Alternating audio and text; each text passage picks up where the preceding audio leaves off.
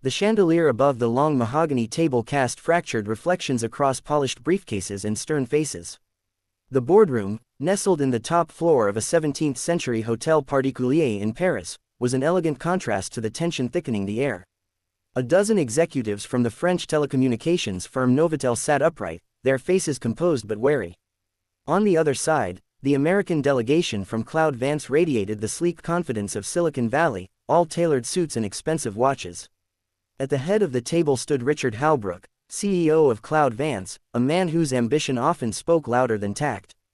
His voice filled the room, loud and practiced, bouncing off the paneled walls like a performance rehearsed too many times. A massive screen behind him flashed through slides at a clipped pace, market projections, performance charts, aggressive growth curves.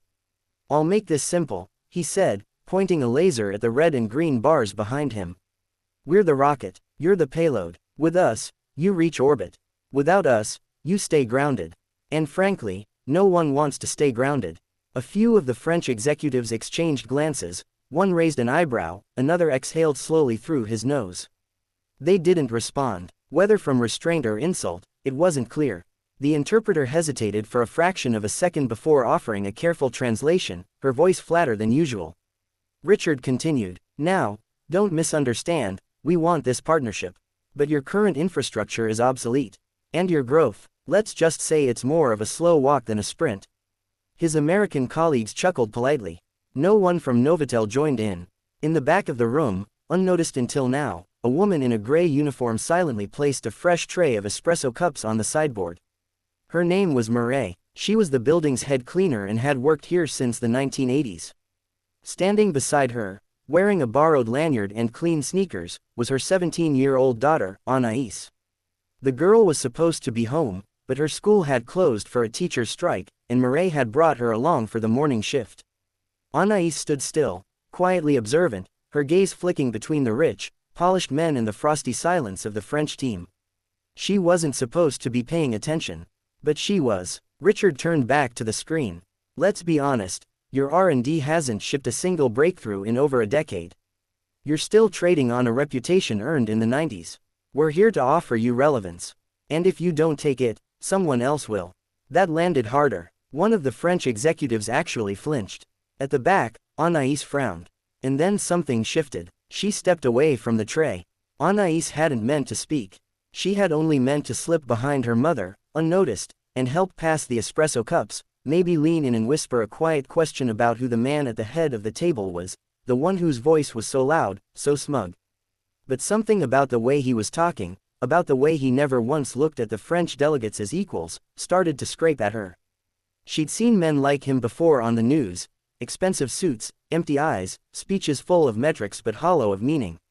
She didn't think they actually existed until now.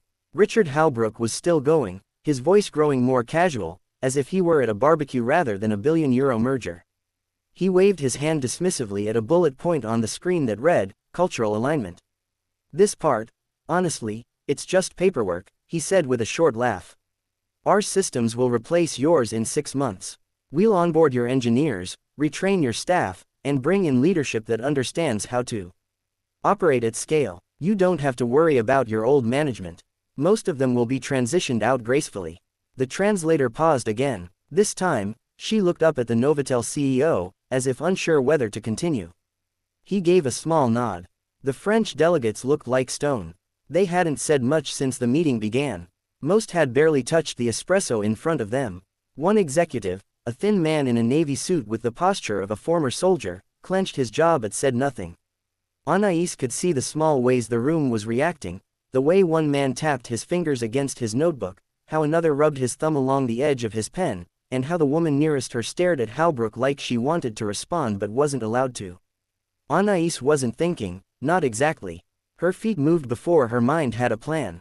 She stepped away from the wall, walked to the edge of the catering cart, and spotted the wireless microphone lying on top of a folded napkin.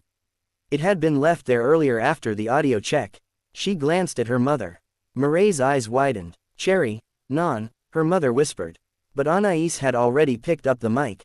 It felt heavier than she expected, a smooth, weighted thing that vibrated slightly in her palm. "Excuse me," she said. Her voice, clear and confident, echoed through the overhead speakers before anyone realized what was happening. Every head turned. Even Richard Halbrook froze mid-gesture, his hand still halfway in the air like a conductor whose orchestra had vanished. Anais stood in front of the back wall, in her jeans and plain sneakers, framed by a cart of silver spoons and cream pitchers. She didn't blink. "I just want to say something," she began, her French impeccable, her tone calm but firm. "I know I'm not supposed to be in this room. I'm not a CEO, or an executive, or even part of this company. But I've been listening, and I think someone needs to remind you how this room works." She glanced briefly at her mother, who had gone pale. "You are guests in this country," Anais continued, turning toward Halbrook. "In Novotel, this company you keep insulting. They built the backbone of your AI systems. The optical mesh they patented 15 years ago. You're still using it. You just rebranded it." A soft murmur ran through the French delegation. Richard opened his mouth, then closed it. He looked around, trying to find someone to fix this. But no one moved. Anais didn't wait. "You talk about relevance, like it's something you can buy. But that's not what matters. You want to bulldoze what's here, erase their work, fire their teams, and call it progress. But what you're really doing is disrespect. And if you can't see that, maybe you don't belong in this deal." Silence filled the room. The translator slowly lowered her headset. One of the French executives, the man with the military posture, sat back, arms folded, and allowed himself the faintest smile. Anais looked around once more, then set the microphone down gently on the catering cart. Her hands trembled slightly now that the adrenaline was fading. She gave a quick bow of her head and turned to return to her mother's side. Richard finally found his voice. Who are you?" he asked, blinking like someone stepping out of bright light. Anais turned, pausing by the door. "No one important," she said. "Just someone who was raised to listen." And with that, she stepped outside. The room behind her stayed silent.